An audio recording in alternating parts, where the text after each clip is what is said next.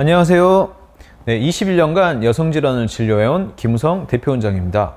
저는 오랫동안 여성들의 만성질염을 치료해 왔는데요. 항생제는 질염이 가장 많이 처방되는 약이죠. 질염에 걸린 원인이 세균일 때는 항생제를 복용하면 세균이 빠르게 제거되고 증상도 호전됩니다.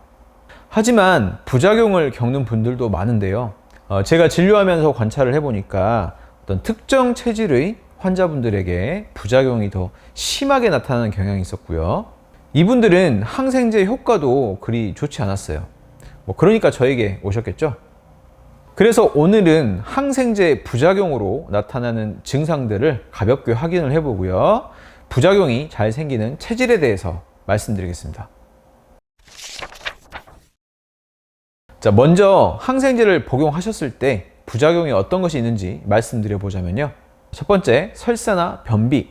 두 번째, 식욕저하, 복부 팽만감, 구역감 등의 위장장애. 세 번째, 간 독성으로 약인성 간염을 유발. 네 번째, 피부가 건조해지거나 발진이 생김. 다섯 번째, 피로감, 졸림, 현기증 등의 전신 증상. 여섯 번째, 잦은 칸디다 질염. 이렇게 흔하게 나타나는 부작용은 위나 장에서 나타나는 소화기 증상들이 가장 많죠.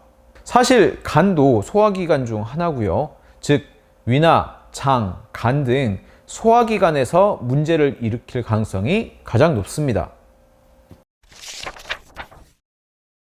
자, 우리 몸에 살고 있는 세균들은 서로 치열하게 싸우고 있는데요. 손이나 발이 없으니 어떻게 싸울까요?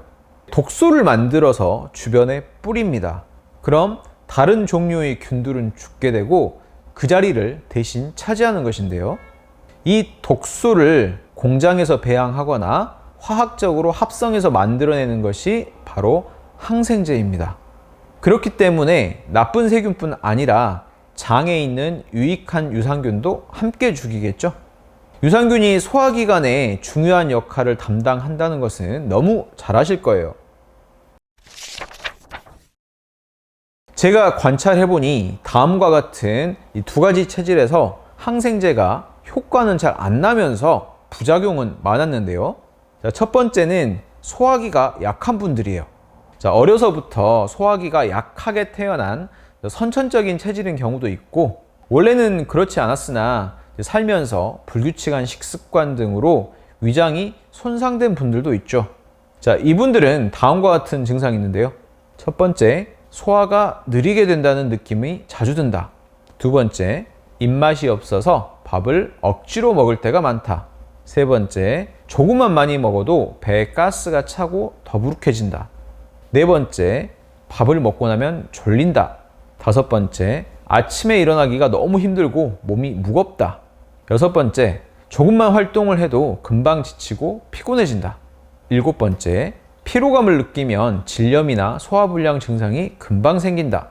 소화기가 약한 분들은 항생제를 복용하고 나서 특히 설사, 소화불량, 식욕부진 등 원래 가지고 있던 소화기 증상이 더 심해지는 경향이 있어요.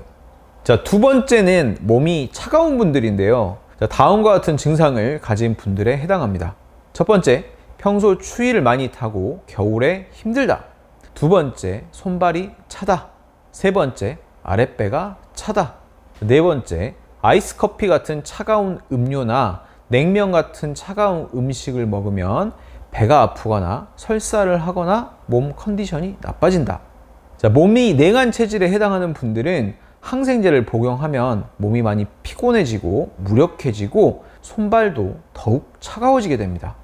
두 가지 체질에 해당하는 분들이 질염으로 항생제를 자주 복용했을 때 효과는 잘 안 나고요. 몸은 더 나빠지고 질염은 더 심해지는 분들이 많았어요. 제가 진료하는 질염 환자분들 중 80% 이상은 방금 말씀드린 이 두 가지 체질에 해당합니다. 가장 좋은 방법은 항생제 복용을 하지 않는 거겠죠. 하지만 질염 증상이 심하거나 다른 염증이 심하면 꼭 복용해야 할 때가 있는데요. 조금이나마 도움이 될 수 있는 대처 방법들을 말씀드릴게요. 첫 번째, 항생제를 복용할 때 생강차를 같이 드세요.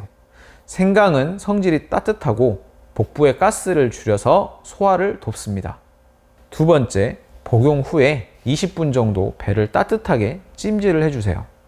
세 번째, 항생제를 처방받을 때 의사에게 스티렌을 같이 처방해달라고 해보세요. 스티렌은 사실 에업이라는 한약재로 만들어진 한약인데요.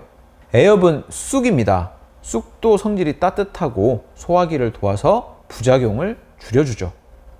네 번째, 항생제를 자주 복용해야 하시는 분들은 본인에게 맞는 유산균을 섭취하시고요. 그 다음에 비타민 D도 같이 섭취하시는 게 도움이 됩니다.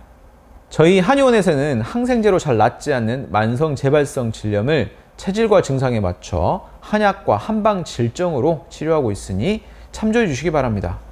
자, 그럼 오늘 내용 도움되셨다면 이음여성 한의원 채널 구독, 좋아요, 알림 설정 부탁드립니다. 그리고 더 궁금한 내용 있으신 분들은 영상 하단에 댓글 남겨주세요. 여기까지 이음여성 한의원 대표원장 김무성이었습니다. 네, 감사합니다.